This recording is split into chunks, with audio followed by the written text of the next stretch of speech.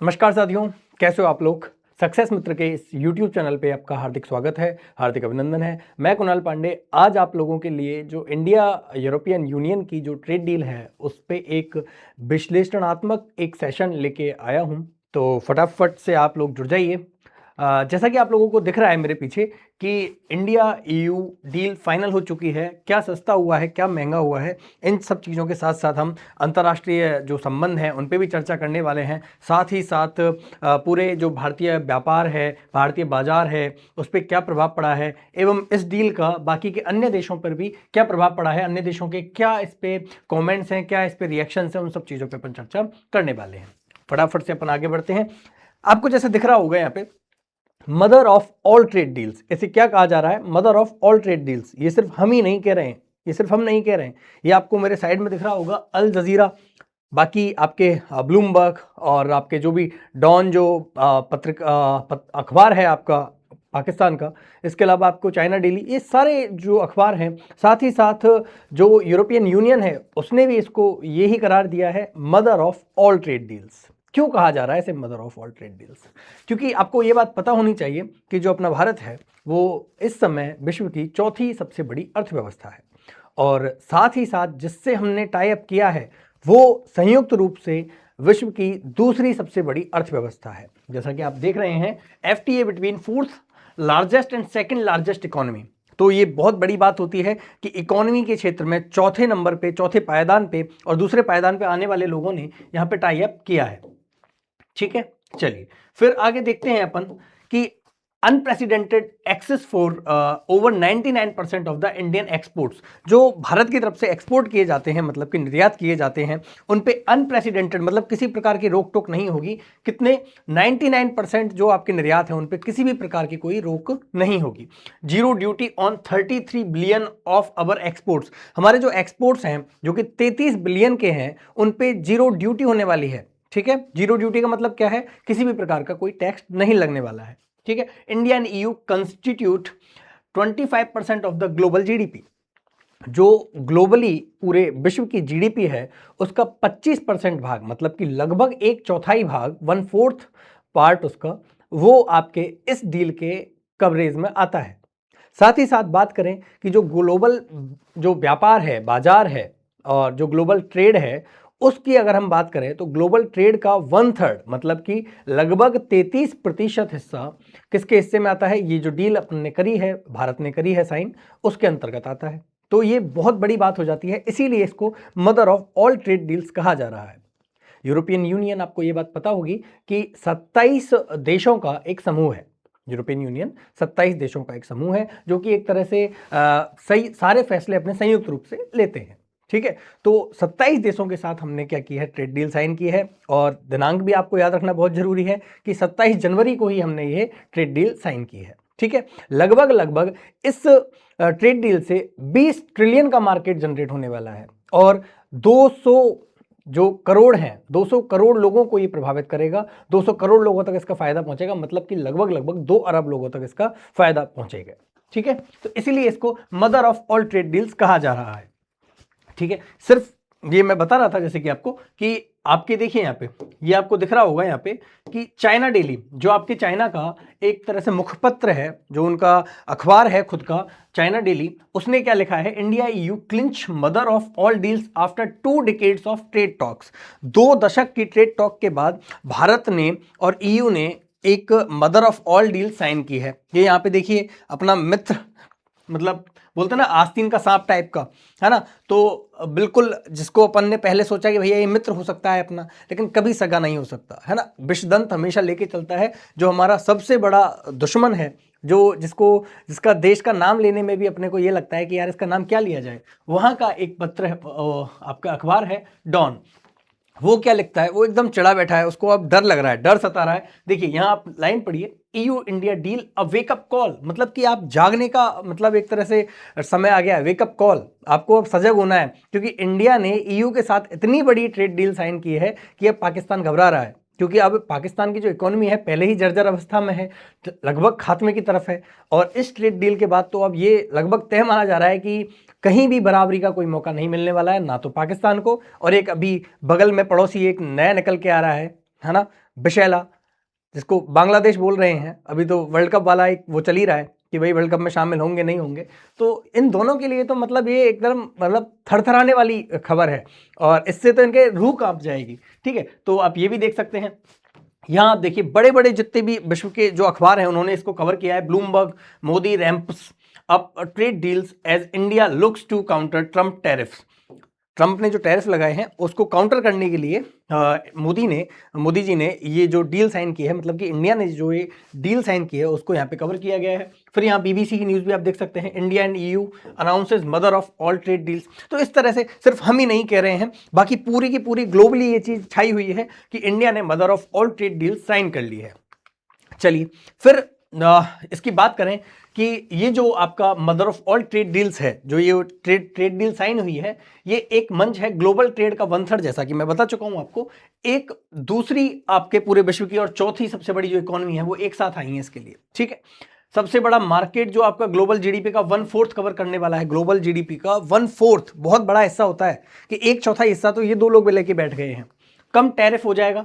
भारत के जितने भी सामान है लगभग 9425 जो सामान है भारत के, उन पे आपको टैरिफ जो है वो एकदम कम देखने को मिलेगा। ठीक है, तो टैरिफ एकदम कम हो जाएगा। इनका टारगेट क्या है? टारगेट है कि सन 2032 तक, मतलब कि वर्ष 2032 तक भारत अपना ईयू के साथ जितना भी ट्रेड हो रहा है उसको दुगना कर देगा। लगभग बात करें तो ईयू के साथ, जैसे कि भारत निर्यात करता है ईयू को, तो लगभग 7 लाख करोड़ का निर्यात करता है। कितना? 7 लाख करोड़ का निर्यात करता है।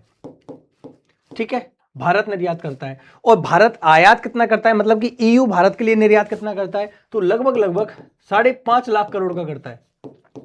तो कहीं ना कहीं 1.5 लाख करोड़ के फायदे में भारत रहता है ईयू के साथ ट्रेड करने में। ठीक है, अब ये जो आप देख रहे हैं कि ये 7 लाख करोड़ है, इसको बढ़ाया जाएगा, दुगना करने का आपके प्रयास किया जा रहा है। कब तक? सन 2032 तक। फिर यहां बात करें उर्सुला वॉन डेर लेन, ये जो हैं, ये व्यक्तित्व जो हैं, इन्होंने एक ट्वीट किया है इस डील के बाद। अपन बात करेंगे ये है कौन। I am so glad to be in India today. India and Europe have made a clear choice, the choice of strategic partnership and dialogue and openness. सीधी सी बात है, ये सिर्फ एक ट्रेड डील नहीं है, ये आपके स्ट्रेटेजिक पार्टनरशिप है। ठीक है, आपके एक तरह से डिफेंस से रिलेटेड भी है, आपके ये पूरी तरह से रणनीतिक पार्टनरशिप है। लेवरेजिंग अवर कॉम्प्लीमेंट्री स्ट्रेंथ, मतलब आप अपनी जितनी भी स्ट्रेंथ है उसका पूरा उपयोग करने के लिए हमने ये क्या ट्रेड डील साइन की है। And building mutual resilience, we are showing a fractured world that another way is possible. ये लाइन आप पढ़िएगा। जो भी इस समय ट्रंप के टैरिफों के बाद जो भी वर्ल्ड की इकोनॉमी है वो एकदम लड़खड़ाई हुई है, उसको ये चीज दिखानी है पूरे विश्व को कि अनदर वे इज पॉसिबल, दूसरा भी एक रास्ता है उपलब्ध आपके लिए। ठीक है, तो यहां ये चीज इन्होंने बोली है। साथ ही साथ देख सकते हैं यहां पे, today the world's two largest democracies launch security and defence partnership. Point to be noted, security and defence partnership. ये आपके सुरक्षा से रिलेटेड और आपके पूरी तरह से देखें तो आपके डिफेंस से रिलेटेड आपकी क्या होने वाली है, डील होने वाली है। ना सिर्फ इसमें ट्रेड की बात की जाएगी, व्यापार की बात की जाएगी, आपके सुरक्षा समझौते की भी बात की जाएगी। From defence industry to maritime security, आपके यहाँ पे डिफेंस की जो इंडस्ट्रीज हैं, सुरक्षा की जो आपके उद्योग हैं, उनसे लेके मैरीटाइम सिक्योरिटी, मतलब कि आपके समुद्री सुरक्षा तक की बात की गई है। ठीक है, this is what trusted partners do, एक दूसरे पे विश्वास जताया गया है। ये आपके उर्सुला वॉन डेर लेन है। आगे बात करते हैं कि ये हुआ क्या, ये वाकया है क्या। पूरी जब इसकी बात करते हैं तो अभी जो अपना 26 जनवरी गया है, जिसमें अपना 77वां अपन ने गणतंत्र दिवस का आयोजन किया था, उस पर हमने मतलब भारत ने 2 व्यक्तित्वों को मिलाया। और 2 व्यक्तित्व कौन से थे? एक थे उर्सुला वॉन डेर लेन। ये है कौन? जो आपका ईयू है, यूरोपियन यूनियन है, उसके एक कमीशन होता है, उस कमीशन की प्रेसिडेंट हैं उर्सुला वॉन डेर लेन। ठीक है, तो एक तो ये आई हैं, और इनके साथ आपको एक व्यक्ति और दिख रहे होंगे यहाँ पे। ये व्यक्ति हैं, इनका नाम क्या है? इनका नाम है एंटोनियो कोस्टा। ये क्या है? ये यूरोपियन यूनियन का कमीशन अलग हो गया, यूरोपियन यूनियन की काउंसिल भी होती है, परिषद भी होती है, उसके प्रेसिडेंट कौन है? ये है उर्सुला वॉन डेर लेन। की बात करें तो ये जर्मनी की एक पॉलिटिशियन है, और वर्तमान में क्या है, आपके यूरोपियन यूनियन की कमिश्नर, जो कमीशन है उसकी प्रेसिडेंट है। ठीक है, अब यहाँ पे बात करते हैं कि ये जब बुलाए गए तो एक बात और पूरे विश्व ने नोट की कि इस बार 77वें गणतंत्र दिवस पे जब ये मुलाकातें हो रही थी उस दौरान आपको यहाँ पे देखिए ये यूरोपियन यूनियन का फ्लैग देखने को मिलेगा। पहली बार ऐसा हुआ है कि भारत के गणतंत्र दिवस की परेड में किसी यूरोपियन यूनियन का कोई फ्लैग देखने को मिला है ना। चलिए यहाँ देखिए इनका ट्वीट देख लीजिए। The display of the flags of the EU military staff and our maritime missions Atalanta and Aspides at India's Republic Day is powerful symbol of our deepening security cooperation. तो ये साबित कर रहा है कि भारत ने ये स्टेप उठाया है कि भाई आप अपना फ्लैग भी लेके आइए हमारे यहाँ पे, तो वो एक दूसरे के साथ बॉन्ड को बढ़ाता हुआ दिख रहा है। ठीक है। 77th Republic Day chief guest who are EU leaders Ursula von der Leyen and Antonio Costa. ये सारे न्यूज चैनल आप देख सकते हैं, जहां पे भी आपको जिस भी न्यूज चैनल पे आप जा रहे थे वहां पे आपको ये ही सब देखने को मिल रहा था। तो ये सब जब 77th आपके रिपब्लिक डे आया उस दिन जब इनको बुलाया गया, और उससे पहले भी इवन दैट उनसे पहले भी जब ये दावोस में बात कर रहे थे तो अब उन्होंने एक बात बोली थी कि नेक्स्ट टाइम जब हम इंडिया जाएंगे तो आपको एक नई एकदम सूचना मिलेगी और हम इंडिया के साथ एक ट्रेड डील साइन करने वाले हैं। उस टाइम ही सारी चीज़ें कंफर्म हो गई थी कि इंडिया के साथ ट्रेड डील साइन होने वाली है। ठीक है। उसके लिए एक डेट तय की गई 27 जनवरी। उस दिन एक तरह से धमाका सा कर दिया गया, क्योंकि ये ना सिर्फ एक ट्रेड डील थी, ये एक डिफेंस के साथ भी ट्रेड किया गया था, डिफेंस इंडस्ट्रीज के साथ, और आपके सिक्योरिटी पार्टनरशिप भी थी।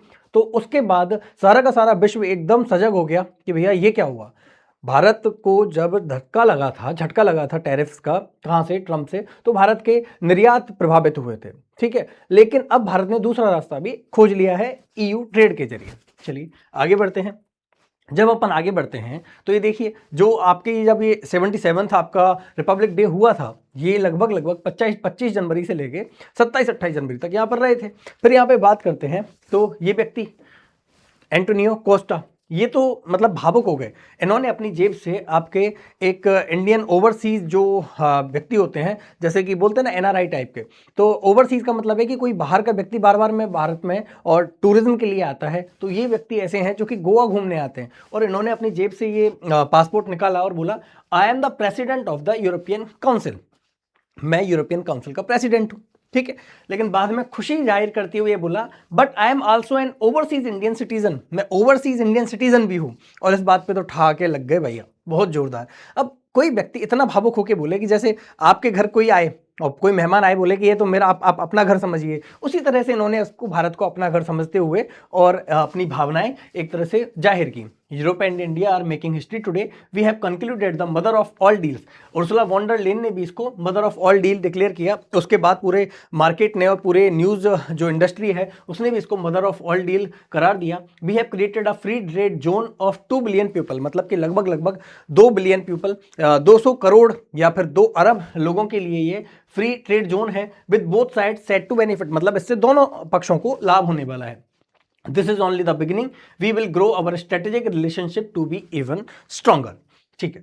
फिर यहाँ बात करते हैं, ये आपके फ्लैग्स वाली बात हो गई। फिर यहाँ पे ये तीनों ने हाथ उठा के ऐसे बोला कि भैया हाँ हम सब साथ साथ हैं, हम साथ साथ हैं। तो इन्होंने ये भी बता दिया भैया ईयू इंडिया समिट आपकी कहाँ हुई, न्यू दिल्ली में हुई। ठीक है, ये भी आप एक बार देख लीजिएगा। अब हम देख लेते हैं कि भैया ईयू इंडिया समिट पे क्या प्रयास रहे। लगातार बताया जा रहा है कि 2 दशक के प्रयास हैं, है ना, 18-20 साल लग गए इसको लगभग धरातल पर आने में। तो उसकी भी एक बार बात कर लेते हैं। जो ईयू एफटीए हुआ है भारत का, उसमें 18 साल का सफर देखते हैं। तो जून 2007 में एफटीए वार्ता शुरू हुई। ठीक है। 2007-13 में ये कृषि, ऑटो, पेटेंट पर अड़चन आ गई, क्योंकि हमारे यहाँ पे क्या है कि पेटेंट वगैरह की थोड़ी समस्या है। ठीक है। अब भी वो समस्या हालांकि बनी रहेगी, लेकिन उसमें सुधार करने की कहीं ना कहीं भारत की तरफ से गुंजाइश है और भारत को सुधार किया जाना एकदम जरूरी भी है। ठीक है। साथ के साथ अपन ने कृषि जो क्षेत्र है वहाँ पे हमने ढील चाही थी कि भैया कृषि क्षेत्र में आपका कोई इन्वॉल्वमेंट नहीं हो, उसमें कोई फ्री ट्रेड नहीं होना चाहिए। ठीक है। तो उन चीज़ों पर बात अटक गई थी। अक्टूबर 2013 में सहमति नहीं बनी, बातचीत ठप हो गई, फिर कोई डेवलपमेंट नहीं हो 2014 से 20 में। मई 2021 में बातचीत फिर से एक बार शुरू हुई और 23-24 में सप्लाई चेन और निवेश पर जोर दिया गया कि आप हमारे यहाँ निवेश करिए और हमारी जो सप्लाई चेन है, हम आपके यहाँ सामान भेजते हैं, आप हमारे यहाँ भेजते हो, तो उसमें कोई किसी भी तरह का डिस्ट्रप्शन नहीं होना चाहिए, कोई भी उसमें अवरोध नहीं पैदा होना चाहिए। फरवरी 2025 में बात करें तो एफटीए, फ्री ट्रेड एग्रीमेंट, ये जो है वो फाइनल हो गया था और अब जनवरी 2026 में 18 साल के बाद एफटीए को समझौता जो है वो पूरा कर लिया गया। ठीक है। तो ये तो इसकी टाइमलाइन हो गई कि भैया कहाँ से शुरू हुआ और कितने समय में इसको समझौते को पूरा कर लिया गया। यहाँ बात करें तो ये सब चीज़ें अपन डिस्कस कर चुके हैं हालांकि कि 5% ऑफ द ग्लोबल जीडीपी, मतलब 1/3 of the global trade. 188 crore, लगभग 200 करोड़ के आसपास लोग इसमें प्रभावित होने वाले हैं। ठीक है, इंडिया और ईयू की अगर आप पॉपुलेशन की बात करें तो पूरे वर्ल्ड की पॉपुलेशन का 23% को ये रिप्रेजेंट करती है। टैरिफ का क्या होने वाला है, टैरिफ कट्स हो जाएंगे, जो आपके सामान वगैरह हैं उन पे आपके टैक्स कट हो जाएंगे, ईजियर मार्केट एक्सेस हो जाएगा, आराम से आप दूसरी जगह, जो यहाँ लिखा हुआ है ना ये कि सप्लाई चेन, तो सप्लाई चेन का मतलब क्या है कि आप अपने एक जगह से दूसरी जगह माल आराम से भेज सकते हैं। ठीक है, तो वो भी अच्छे से हो जाएगा। सर्विस लिबरलाइजेशन हो जाएगा। आईटी फाइनेंस, अगर आप सर्विसेज की बात करें, IT services, finance services, banking services, इसके अलावा आपके मेडिकल सर्विसेज, वो सर्विसेज आप अपने एक देश से दूसरे देश में भेज सकते हैं। मतलब कि भारत के डॉक्टर आपके यूरोप में जाके अच्छे से अपनी सर्विसेज दे सकते हैं, यूरोप के लोग यहाँ आके आपके अपनी सर्विसेज दे सकते हैं। ठीक है, faster custom and simpler regulations जो आपके नियम कानून हैं वो थोड़े से सिंपल कर दिए जाएंगे। हालांकि जो नियम कानून है इनके मामले में आपका ब्रिटेन जो है या फिर यूरोप जो है और बाकी के ये यूरोपियन कंट्रीज़ हैं वो बहुत सख्त हैं। यहाँ पे बहुत सख्त कानून है, यहाँ पे लेबर के कानून, जो श्रम कानून है वो बहुत सख्त हैं। इसके अलावा बात करें कि यहाँ पे जो आपके एनवायरमेंटल जो कानून है वो बहुत सख्त हैं। अगर भाई किसी जगह पे कोई एनवायरमेंट को हानि करते हुए कोई प्रोडक्ट आ रहा है तो उसको ये सख्त मना कर देते हैं कि नहीं भैया हमारे यहाँ नहीं चाहिए।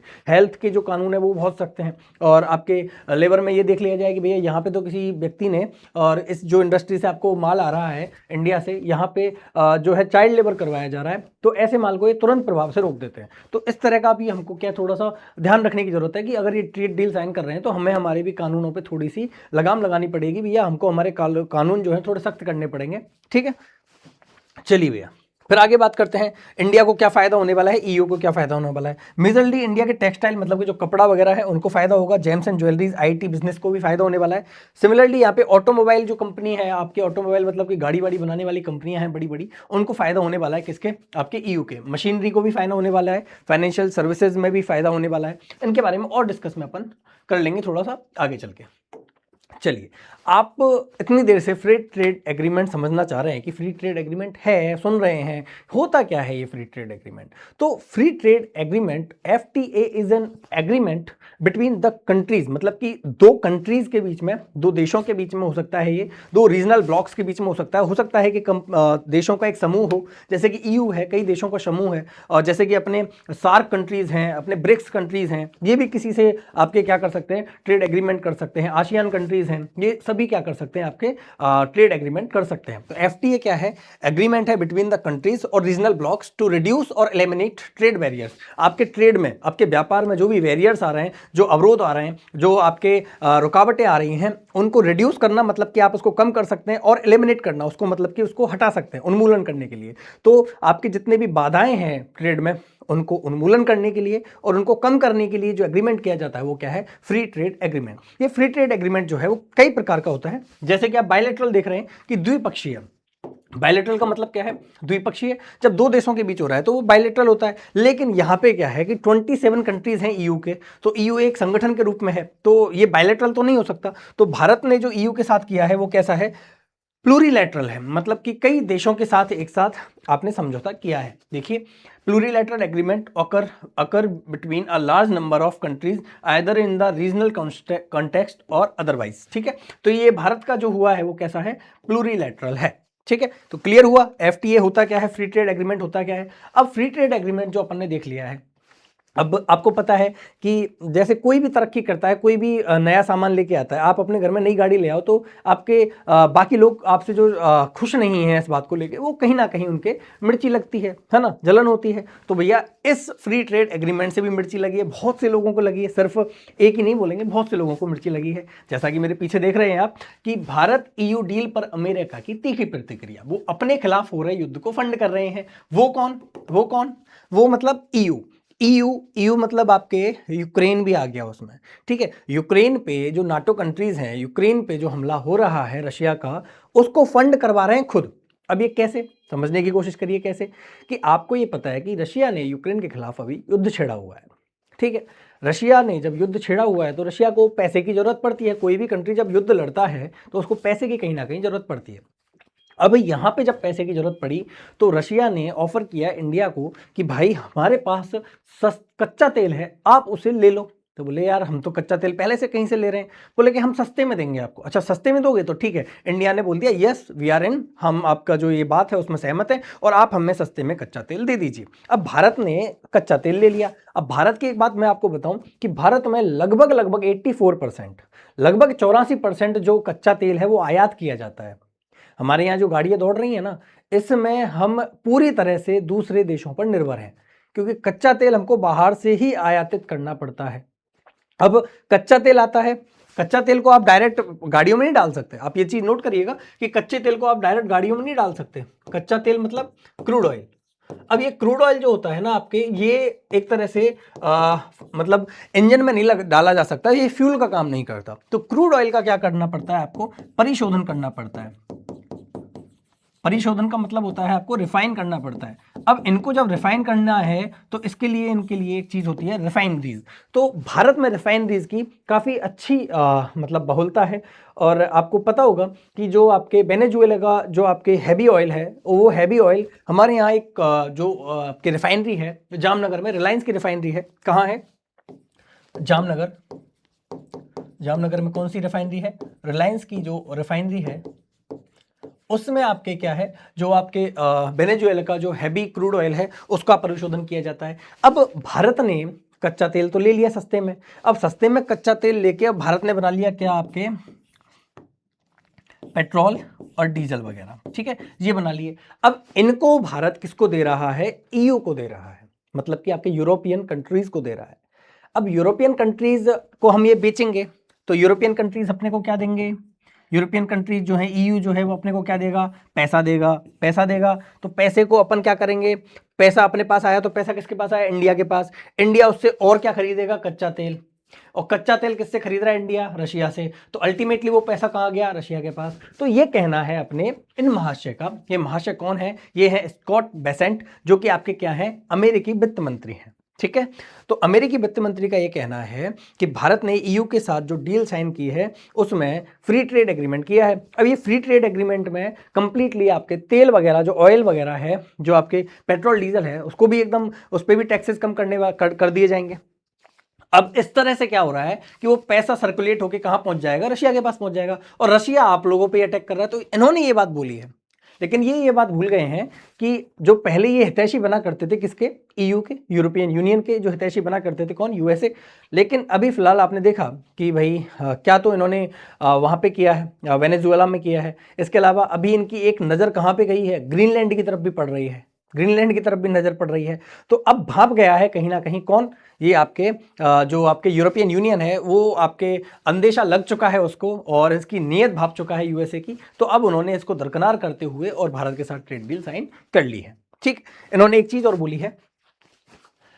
अर्लियर यूएस ट्रेजरी सेक्रेटरी, मतलब कि वित्त मंत्री Scott Bessent alleged that Europe was effectively bankrolling the Russia-Ukraine war by purchasing energy products routed through India। कि यूरोप जो है वो बैंक रोल कर रहा है पैसे को रशिया के लिए, या रशिया यूक्रेन वॉर में जो पैसा चाहिए वो कहाँ से जा रहा है? अल्टीमेटली बैंक रोल होते हुए आपके यूरोप से ही जा रहा है। परचेजिंग एनर्जी प्रोडक्ट्स, जो आपके ऊर्जा उत्पाद हैं, उनको कहाँ से खरीद के? इंडिया से खरीद के। मतलब कि अगर इंडिया से खरीद रहे हैं, वो पैसा कहाँ जा रहा है? रशिया के पास जा रहा है ultimately. that European countries were weakening their own security by importing refined fuel from India। India से रिफाइंड फ्यूल, मतलब परिशोधित जो आपका ईंधन है, वो खरीद के वो क्या कर रहे हैं? अपनी ही जो सिक्योरिटी है उसको क्या कर रहे हैं? वो एक तरह से वीकन कर रहे हैं, मतलब कि कमजोर कर रहे हैं। That originates from Russian crude oil, जो कि जो भारत का ये जो आप बता रहे हो ना रिफाइंड फ्यूल, वो ओरिजिनेट कहां से होता है? वो आपके रशियन क्रूड ऑयल से ओरिजिनेट होता है, ठीक है। लेकिन हम इतने भले हैं, हम लोग इतने भले हैं कि वॉशिंगटन इम्पोज्ड स्टीप, मतलब कि बहुत ही भारी भरकम tariffs on Indian exports over new Delhi's energy ties with Moscow. Moscow के साथ, मतलब रशिया के साथ जो न्यू दिल्ली के आपके एनर्जी टाइज हुए हैं, उसकी वजह से ही तो हमने भारत पे 25% टैरिफ लगाया है, ठीक है। तो ये चीजें बोल रहे हैं, वर्तमान में तो 50% लगा के चुके हैं, ठीक है। तो 25 तो किसी और वजह से लगा दिया, क्रूड ऑयल की वजह से लगा दिया, 25 ये बोल दिया। ऐसा हुआ था कि 2 बार टैरिफ लगाए यूएसए ने भारत पे।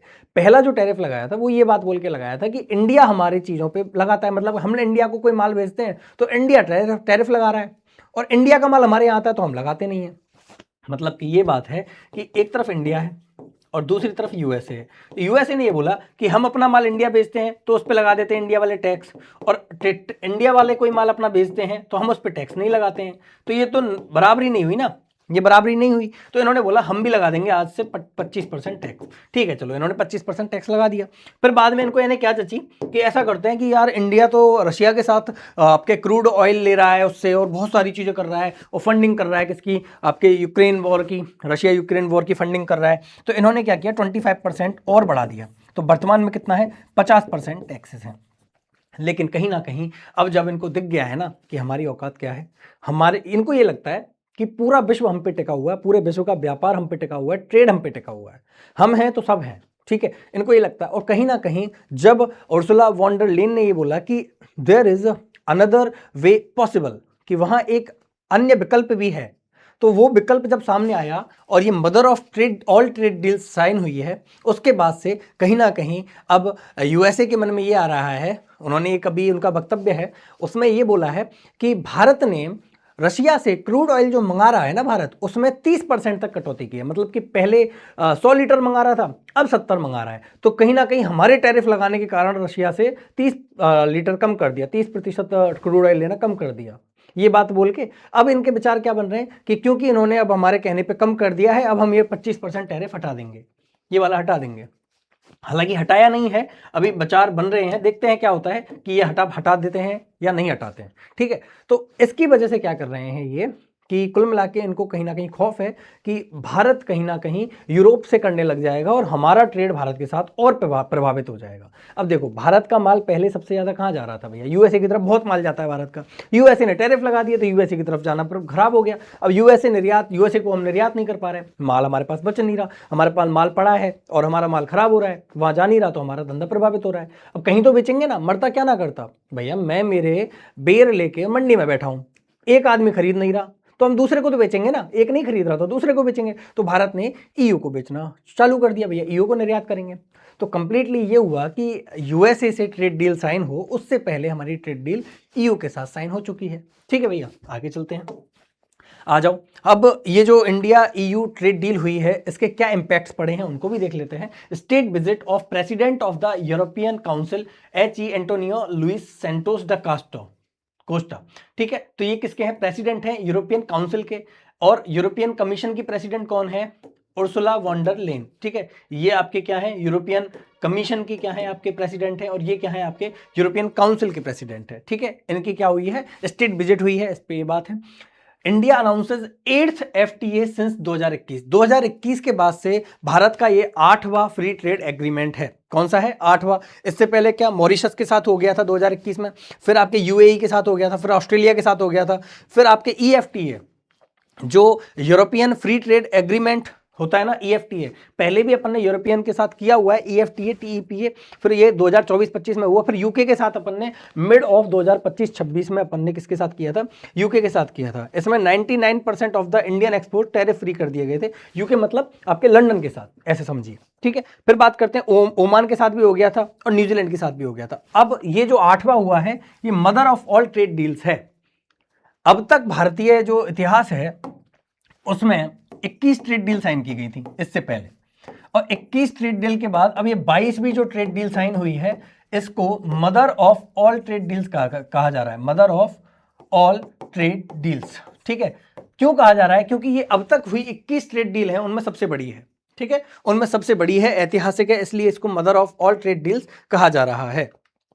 चलिए फिर आगे बढ़ते हैं तो इसके आउटकम भी देख लेते हैं कि इसके आउटकम क्या हुए हैं। जब इसके आउटकम की हम बात करते हैं तो आउटकम देखने को मिलता है अपने को कि 2030 तक joint Indian European union comprehensive strategic agenda इन्होंने लिया है। फिर बात करते हैं फ्री ट्रेड एग्रीमेंट हुआ है इनके बीच में। फिर बात करते हैं सिक्योरिटी और डिफेंस के लिए भी पार्टनरशिप हुई है इनके, मतलब इन्होंने ऐसा कोई सेक्टर नहीं छोड़ा जहां पे इनके आउटकम्स नहीं आए हैं, जहां इनका कोई मतलब समझौता आपस में नहीं हुआ है। अब अपन तो देसी आदमी, अपना तो भारतीय लोगों को तो इससे मतलब नहीं है, अपने को मतलब है अपने लिए क्या सस्ता हुआ क्या महंगा हुआ वो बता दो सर हमको।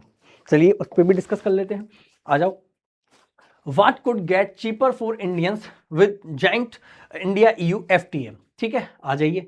देखो मशीनरी एंड इलेक्ट्रिकल इक्विपमेंट्स, आपको पता है कि जितनी भी मशीनरी अपन बाहर से जो आपके इंपोर्ट करते हैं, मशीनरी अपने यहाँ इंडिया में थोड़ी कम बनती है और मशीनरी हम बाहर से ही इंपोर्ट करते हैं, बाहर से ही मंगाते हैं। तो अब तक मशीनरी पे 44% तक क्या लग रहा था, टैरिफ लग रहा था कि भैया 100 रुपए की मशीनरी 144 में आ रही थी, लेकिन अब इसको 0% कर दिया जाएगा, मतलब कि ये अब 100 रुपए की चीज 100 में ही आएगी। ठीक है, तो मशीनरी जो आपकी मशीन वगैरह है वो सस्ती होने वाली है। एयरक्राफ्ट एंड स्पेसक्राफ्ट, ये बात देखने की है कि भैया अब तक क्या है कि एयरक्राफ्ट अपने भैया होता है ना, उड़े देश का आम नागरिक, ऐसे करके योजना चलाई थी। अब उसमें क्या है, जो सभी जो आम जनता है उसके लिए आपके फ्लाइट के टिकट सस्ते हो जाएं, ये प्रयास किया गया था। लेकिन कहीं ना कहीं ये जो एयरलाइन है, इनके लिए जब ये एयरक्राफ्ट खरीदते हैं तो ये महंगा पड़ता है ना। अब आपको नॉर्मली दो एयरक्राफ्ट देखने को मिलेंगे, एक देखने को मिलेगा कौन सा, आपको बोइंग, कौन सा देखने को मिलेगा, बोइंग मिलेगा। अब बोइंग है यूएसए का, तो यूएसए से तो बोइंग महंगा हो गया, तो ये तो अपन के औकात से बाहर, मतलब औकात मतलब कि भाई फायदे का सौदा नहीं है अपने। फिर बात करते हैं, एक और मिलता है अपने एयरबस। एयरबस है यूरोपियन कंट्रीज का, किसका है, ईयू का। तो एयरबस अपने लिए अब क्या हो जाएगा, एक तरह से पहले इस पे 11% तक क्या लगता था एयरक्राफ्ट और स्पेसक्राफ्ट टैक्स, लेकिन अब ये 11% टैक्स कम हो जाएगा, तो अब इस पे 0% टैक्स हो गया। तो अब ये कहां हो जाएगा, थोड़ा सा एयरबस खरीदना इंडिया के लिए थोड़ा सस्ता हो जाएगा। ठीक है, चलिए optical, medical and surgical equipments, जो आपके ऑप्टिकल इंस्ट्रूमेंट हैं जैसे चश्मे वगैरह हैं, कुछ सनग्लासेस वगैरह हैं, स्पेक्स वगैरह हैं, इसके अलावा मेडिकल और सर्जिकल इक्विपमेंट है, उन पे 27.5% तक लगता था, जो अब कम हो जाएगा। ठीक है, 0 4 90% प्रोडक्ट्स, मतलब कि ऐसा नहीं है सारे के लिए कर देंगे, 100 अगर प्रोडक्ट है उन पे 27.5% लग रहा है, तो 90 के लिए अपन सस्ता कर देंगे। ठीक है, प्लास्टिक जो प्रोडक्ट है उन पे भी सस्ता कर दिया गया है, तो प्लास्टिक के प्रोडक्ट्स भी आपके सस्ते हो जाएंगे। Pulse precious stones and metals, जो आपके जेम्स एंड ज्वेलरीज है, उसमें भी ये थोड़ा सा सस्ता होने को दिखेगा, क्योंकि 22.5% तक यहाँ पे क्या मिल रहा है, पहले टैक्स लग रहा है, लेकिन उस टैक्स को अब थोड़ा सा कम कर दिया गया है। ठीक है, केमिकल्स जो है वो भी आपके 22% तक हैं, लेकिन उनको भी कम कर दिया गया है। मोटर व्हीकल्स, कार, यहाँ सबसे ज्यादा इंपैक्ट पड़ने वाला है मोटर व्हीकल्स पे। मोटर व्हीकल्स पे जो आपकी बात करें तो मोटर व्हीकल्स पे आपके लगभग 110% तक का क्या लगता है, आपके टैरिफ लगता है। और टैरिफ आप जानते ही हैं क्या चीज है। ठीक है, तो 110% तक टैरिफ लगता है। 100 रुपए की कार आपको कितने में मिल रही है, लगभग 210 रुपए में मिल रही है। उसको घटा के और 10 तक करने का विचार है कि भैया इसको टैरिफ को घटा के 10% तक कर देंगे, 100 की कार को 110 में बेच लो आप। ठीक, ये चीज आप करने वाले हैं। ठीक है, लेकिन इसमें भी एक लिमिट लगा दी है, उस पर अपन बाद में डिस्कस करेंगे। लगभग 2.5 लाख गाड़ियों की लिमिट लगाई गई है, 2.5 लाख गाड़ियों का कोटा फिक्स कर दिया गया है, उस पर अपन आगे डिस्कस कर लेंगे, क्योंकि ये थोड़ा सा इंपॉर्टेंट चीज है, इस पर आगे अलग से डिस्कस करेंगे। आयरन एंड स्टील की बात करें तो यहाँ पे भी अपने को सस्ता मिलेगा। फार्मास्यूटिकल्स की बात करें, फार्मास्यूटिकल्स होती हैं आपकी, ये आपकी दवाइयाँ वगैरह, इनकी बात करें तो इस पर भी आपके 11% का टैक्स होता था, जो अभी ऑलमोस्ट सभी प्रोडक्ट्स के लिए 0 कर दिया जाएगा। ठीक है, चलिए और बात करें, full list of EU agricultural goods that will see a tariff cut, जो आपके यूरोप के जो एग्रीकल्चर जो प्रोडक्ट्स हैं उन पे क्या होगा, स्पिरिट्स हैं उन पे 150 तक का टैक्स लगता था, अब 40% कर देंगे। वाइन, शराबियों के लिए बहुत बड़ी खबर है, वाइन जो आपके आपके जो फ्रांस की जो शराब वगैरह है, वाइन वगैरह है, विस्की वगैरह है, ये सारी की सारी शैंपेन वगैरह है, इन पे 150% तक का टैरिफ लगता था, लेकिन अब इसको प्रीमियम के लिए 20% कर दिया जाएगा और मीडियम के लिए 30 कर दिया जाएगा। ठीक है, तो ये कट डाउन होने वाली है और इनकी रेट बहुत डाउन हो जाएगी धीरे धीरे। ठीक है, तो आप लोग जो शौकीन हैं उनके लिए तो विशेष खबर है। ठीक है, बियर वगैरह 110% तक लगता था, बियर पे घटा के 50% करने वाले हैं ये। ऑलिव ऑयल वगैरह जो आपके होते हैं, वेजिटेबल ऑयल होते हैं, जैतून का तेल जो ऑलिव ऑयल है वो होता है, उस पर भी आपके 0% कर दिया जाएगा। कीवीज आप देखते हैं 120 रुपए की तो एक कीवी आ रखी है शायद, तो वो कीवीज वगैरह जो है उन पे भी आपके कोटा फिक्स कर दिया गया है। ठीक है, विद इन कोटा इनके क्या कर देंगे, ये 10% तक टैरिफ लेके आ जाएंगे, घटा के 33 से घटा के 10% तक।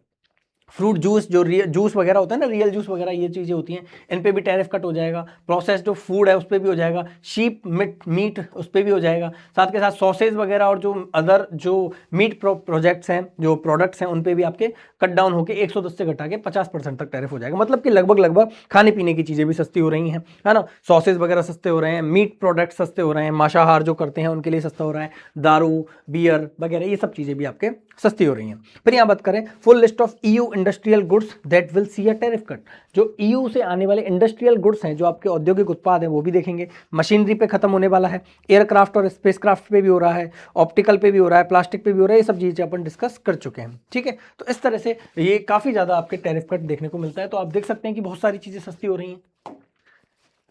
ये इंडिया ईयू जो ट्रेड है वो फाइनेंशियल ईयर 2025 के लिए यहाँ बताया गया है कि एक्सपोर्ट्स टू ईयू, हमने ईयू को क्या निर्यात किया है, 15 बिलियन के पेट्रोलियम प्रोडक्ट्स किए हैं, 11.3 बिलियन का इलेक्ट्रॉनिक्स किया है, स्मार्टफोन किया है, टेक्सटाइल किया है, मशीनरी किया है। लगभग हम बात करें तो हमने भारत से हमने कितना कर दिया है, 7 लाख करोड़ का हमने क्या किया है, एक्सपोर्ट किया है 2025 में। और ये बात है इंपोर्ट्स फ्रॉम ईयू, तो हमने क्या अपनाए हैं, मशीनरी अपनाई है, इलेक्ट्रॉनिक्स अपनाए हैं, एयरक्राफ्ट्स वगैरह अपनाए हैं, और भारत ने टोटल 5.5 लाख करोड़ का क्या किया है, आयात किया है। तो भारत कंप्लीटली देखें तो 7 और 5.5, इसमें 1.5 लाख के फायदे में है, 1.5 लाख करोड़ के फायदे में रहता है। इसको अब डबल करने का विचार है। भारत यूरोप की फ्री ट्रेड एग्रीमेंट में क्या चीज़ें देखने को मिलेंगी, भारत के 99% से ज़्यादा सामान अब यूरोपीय देशों में कम या बिना टैक्स के बिकेंगे।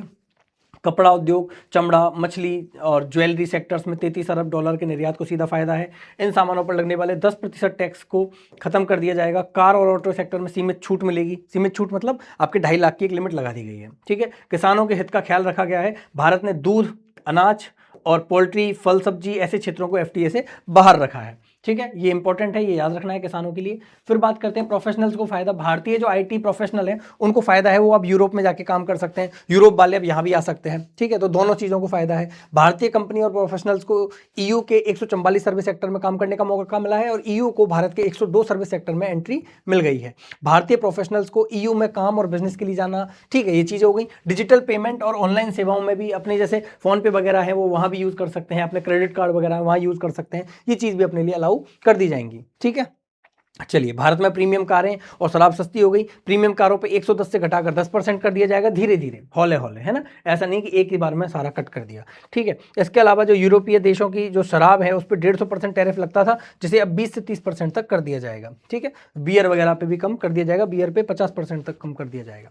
यहाँ देखते हैं अपन, जो कारों की बात कर रहे थे कि भारत में जो प्रीमियम कारें हैं, कौन कौन सी कंपनी आपको दिख रहा होगा, BMW, मर्सिडीज, ऑडी वगैरह, ये सब यूरोपियन कंपनीज हैं, ठीक है। और इसमें देखिए 17 यूरोपियन ब्रांड की company, Audi, Mini Cooper, Fiat, Skoda, Mercedes, Ferrari, Volkswagen, Citroen, Volvo, Porsche, Jeep, Bentley, BMW, Renault, Rolls Royce, Lamborghini, Land Rover and Jaguar. ये जो कंपनी है ये कहाँ की है, सारी यूरोपियन कंट्रीज की हैं।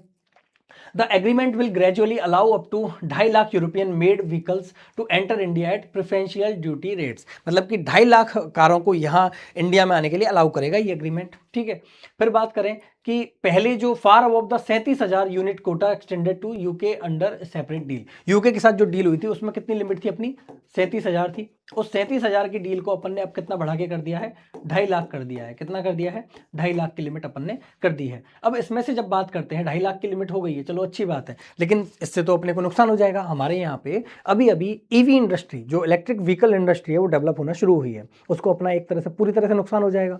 और कहीं ना कहीं हमारी ये जो महिंद्रा, टाटा वगैरह की कारें हैं उनको भी नुकसान होगा, कंपनी को नुकसान होगा, इसलिए इसमें 2.5 लाख की लिमिट लगा दी गई। अब इस 2.5 लाख में भी एक चीज़ करी गई है, आपको बता दूं कि 2.5 लाख में से 1,60,000 जो आपको गाड़ियां हैं, 1,60,000 जो गाड़ियां हैं वो कैसी रहने वाली हैं, जो कि आपके इंटरनल कंबशन इंजन, मतलब कि जो कि आपके कैसे हैं, पेट्रोल और डीजल से चलने वाली गाड़ियां हैं, उनके लिए जो टैरिफ कट है 110 से घटा के 10% तक हो जाएगा। और ये आने वाले समयों में धीरे धीरे किया जाएगा, एक साथ कट नहीं किया जाएगा, जिससे कि ये कंपनियां अच्छे से अपना हिसाब बना लें और अपना मतलब रोजगार भी, अपना धंधा पानी भी चलाते रहें, ठीक है। ये काम किया गया। लेकिन इलेक्ट्रिक व्हीकल आपको यहाँ दिख रहा होगा, जो आपके इलेक्ट्रिक व्हीकल है, ये एकदम नई अपने यहाँ पे, अभी तो ये मानिए इलेक्ट्रिक व्हीकल के चार्जिंग स्टेशन भी नहीं लगे हैं, है ना। तो ये अभी कंपनियां भी बनाना चालू किया है इलेक्ट्रिक व्हीकल, और हमारे यहाँ तो अब इसकी जरूरत भी है ना।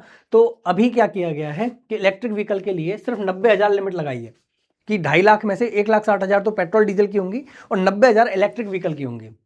और इलेक्ट्रिक व्हीकल पे जो कट होगा ना, कट डाउन, इलेक्ट्रिक व्हीकल का ये नहीं है कि वहां से टैक्स फ्री आ जाओ सीधा इलेक्ट्रिक व्हीकल मार्केट में, नहीं, आपके लिए 10 साल का समय दिया गया, 10th year to protect the nascent Indian electric vehicle market. जो आपके एकदम शिशु मार्केट है ना इंडियन जो इलेक्ट्रिक व्हीकल का, उसको बचाने के लिए 10 साल तक की आपके छूट दी गई है कि 10 साल तक आप अपने करते रहो, उसके बाद आपके जो ईयू के देशों के जो आपके इलेक्ट्रिक व्हीकल है वो इंडिया में टैक्स फ्री कर दिए जाएंगे धीरे धीरे करके, ठीक है।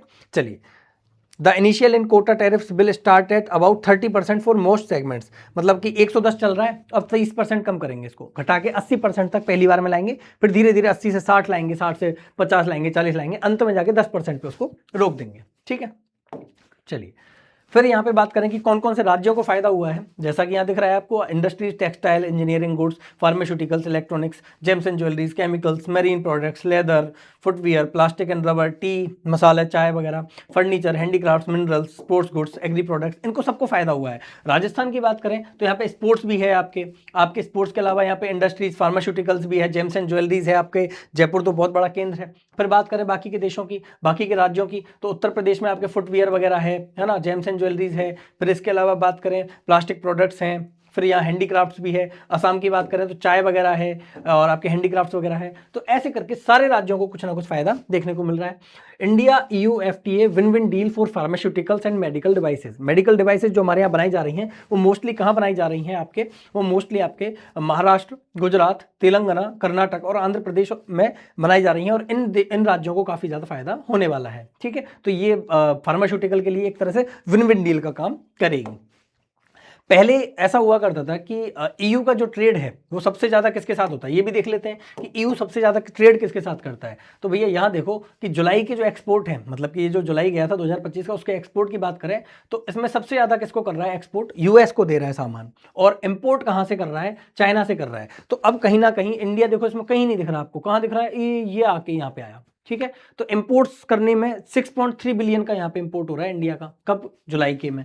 फिर यहाँ देखिए, यहाँ पे इंडिया कौन से नंबर पे आ रहा है, बहुत ही नीचे नंबर पे आ रहा है, ब्राजील से जस्ट ऊपर। 4.6 बिलियन का क्या कर रहे हैं हम, एक्सपोर्ट कर रहा है ये, मतलब EU एक्सपोर्ट कर रहा है 4.6 बिलियन का, और EU यहाँ से इंपोर्ट कर रहा है इंडिया से 6.3 बिलियन का। ठीक है, अब इस एग्रीमेंट के बाद कहीं ना कहीं भारत का पायदान ऊपर आएगा, भारत का पायदान अब ऊपर आने वाला है। ठीक है, चलिए फिर यहाँ बात करें कि भारत में आप देखते हैं सबसे ज़्यादा अपना व्यापार किससे, यूनाइटेड स्टेट्स वगैरह हो रहा है, तो कहीं भी आपको क्या EU नहीं दिखता है। लेकिन अब जब ये ट्रेड हो गया है तो EU इस लिस्ट में जरूर आपको अगले आने वाले सालों में देखने को मिलेगा। तो कुल मिला के ये भारत के लिए और भारतीय नागरिकों के लिए विन विन डील है। इसके साथ भारत ने तो मतलब USA को भी मतलब एक तरह से दरकिनार कर दिया है कि भैया USA अब हमें तुम्हारी जरूरत नहीं है, आप लोग अपना व्यापार अपने पास रखो, टैरिफ कम करो मत करो, हमारा विचार हो गया, हमारा तो अपना काम धंधा अब ढंग से चल रहा है। और अगर USA ट्रेड डील साइन कर लेती है तो वो तो सोने पे सुहागा है। ठीक है, मनाई तो उसके लिए भी नहीं करेंगे, तो वो तो सोने पे सुहागा है USA के साथ हो जाए तो, लेकिन फिर भी अपन तो काम चला लेंगे अपना। तो एक तो आंख दिखा दी है किसको, USA को। फिर दूसरी बात करें कि एक अपना एक बगल में एक दुश्मन जागा हुआ था बांग्लादेश करके। तो बांग्लादेश का क्या है कि जो आपके कपड़ा इंडस्ट्री है वो कैसे काम करती है कि बांग्लादेश हमारे यहाँ से क्या करता है, सूती धागा लेता है, ठीक है, अनस्टिच्ड यार्न लेता है और उसको वहाँ पे इंपोर्ट किया जाता है। ठीक है, फ्री ऑफ कॉस्ट वो इंपोर्ट कर लेते हैं, हमारे यहाँ टैक्स वगैरह नहीं लगता उसके। अब वहां पे क्या हो गया है, यार्न बहुत इकट्ठा हो गया है। अब वहां की कंपनियां माल, अब क्योंकि वहां पे अव्यवस्थाएं हैं, है ना, एक स्थायी शासन नहीं है, ठीक है, अराजकता का माहौल है, इस वजह से वहां की जो कपड़ा इंडस्ट्रीज हैं वो एकदम डाउन जा रही हैं।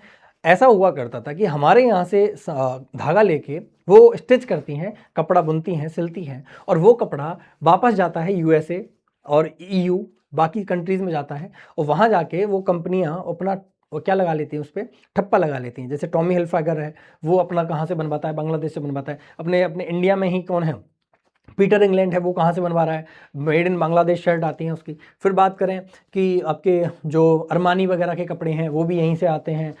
रॉल्फ लोरेन की जो शर्ट वगैरह है वो भी बांग्लादेश में मेड इन बांग्लादेश ही होती हैं वो, और वो अपना टैग लगा के वहाँ से बेच देते हैं। ठीक है, लेकिन जब यहाँ पे अराजकता हुई है तो वहाँ पे इनका धंधा भी गड़बड़ा गया है। अब क्या है कि EU को धंधा, EU कहाँ से सामान ले रहा है, EU की जो कंपनियाँ हैं बड़ी बड़ी, जो कि आपके आपके अरमानी वगैरह कंपनियां हैं, वो कहाँ से माल ले रही थी, कहाँ सिलवा रही थी, अपने आपके बांग्लादेश से सिलवा रही थी। लेकिन ये ट्रेड डील होने के बाद से अब वो कहाँ से माल मंगवाना शुरू कर देंगे, इंडिया से माल मंगवाना शुरू कर देंगे। तो उनका क्या हो जाएगा, उनका धंधा पूरा 84% जो आपका व्यापार है बांग्लादेश का, पूरी तरह से किससे चल रहा है, कपड़ा इंडस्ट्री से चल रहा है, एपरल इंडस्ट्री से चल रहा है, टेक्सटाइल इंडस्ट्री से चल रहा है।